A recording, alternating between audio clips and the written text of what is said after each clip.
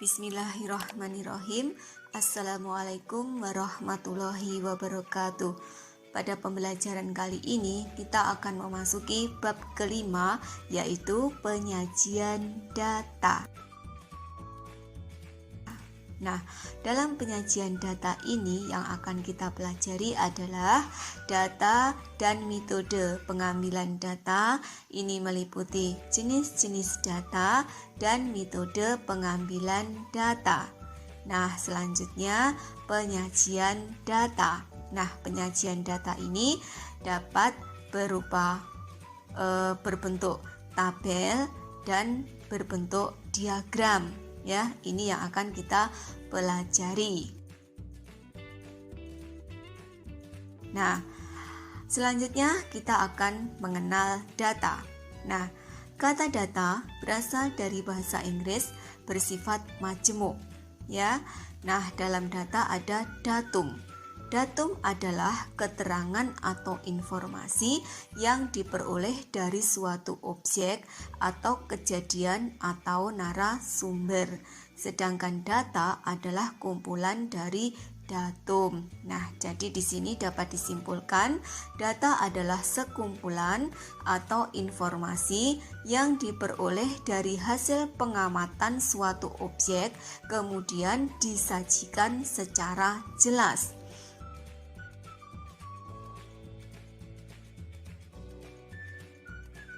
Untuk lebih jelasnya, perhatikan contoh berikut. Sebuah perusahaan asuransi mencatat data jumlah korban kecelakaan dalam 1 bulan di 10 lokasi. Data tersebut adalah sebagai berikut. Nah, pada lokasi pertama ada 5 korban. Lokasi kedua ada 6, lokasi ketiga ada 12. Dan seterusnya sampai lokasi ke-10, ya. 5, 6, 12, 10, 7, 8, 10, 9, 8, 6 ini merupakan datum. Nah, jadi di sini ya 5, 6 ini 5, 6 kumpulan dari datum-datum ini dinamakan data. Jadi data itu adalah kumpulan dari datum-datum. Bisa dipahami ya? Nah, selanjutnya data dan jenis-jenisnya. Berdasarkan jenisnya, data dibedakan menjadi 2 macam, yaitu data kuantitatif adalah data hasil pengamatan yang berupa bilangan dan nilainya bisa berubah-ubah. Ya, contohnya adalah ya misalnya data jumlah penduduk, data hasil panen, data tinggi badan. Nah, ini berupa bilangan ya. Nah, yang kedua, data kualitatif adalah data hasil pengamatan yang bukan merupakan bilangan. Nah, contohnya apa?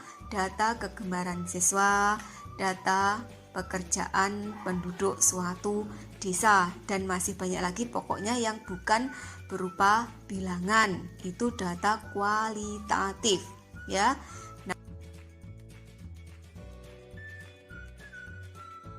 Nah, selanjutnya berdasarkan cara memperoleh data. Yang pertama, data primer, yaitu data yang diperoleh secara langsung dari sumbernya. Contohnya, data dari hasil wawancara siswa mengenai kegiatan ekstrakurikuler yang diambil. Nah, di sini kita mengadakan wawancara langsung ya, bertanya langsung ke siswa. Ya, yang kedua, data sekunder, yaitu data yang diperoleh secara tidak langsung dari sumbernya. Biasanya diperoleh dari pihak lain berupa data yang sudah jadi atau tinggal pakai, ya. Contohnya, data jumlah penduduk di suatu kecamatan yang diperoleh dari pihak kecamatan. Kita tidak usah mencari data tersebut, kita bisa langsung mengambil datanya ya, data yang sudah jadi di kecamatan.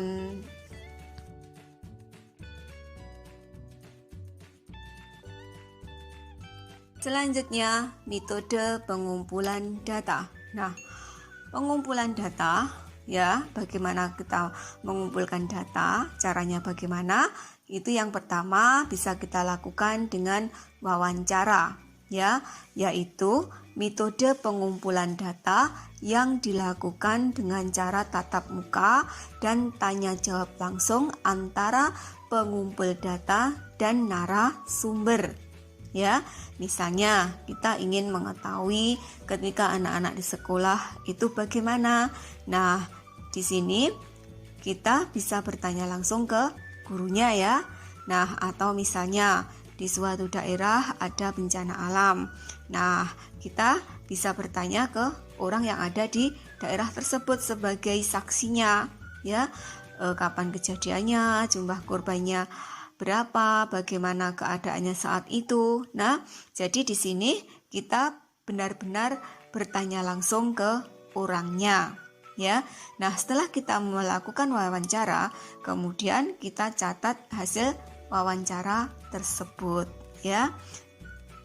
Nah, selanjutnya dengan menggunakan angket, ya.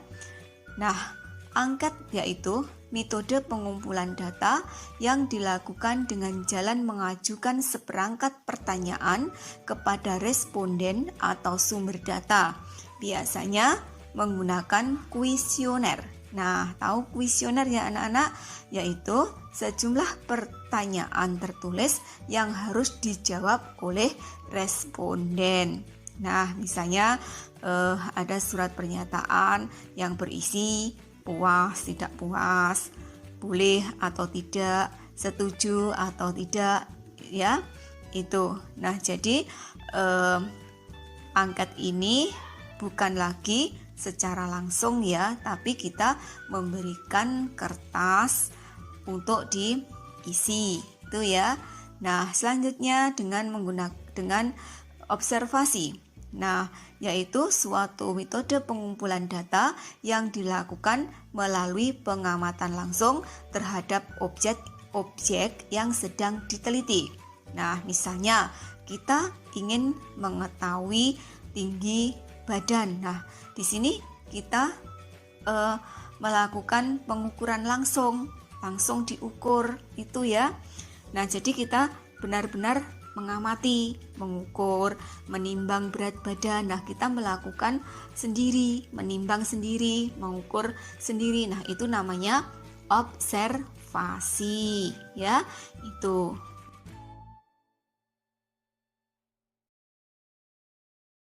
Nah, selanjutnya sekarang tugas kalian. Nah, tugas kalian adalah yang pertama, sebutkan masing-masing 5 contoh data kuantitatif dan data kualitatif.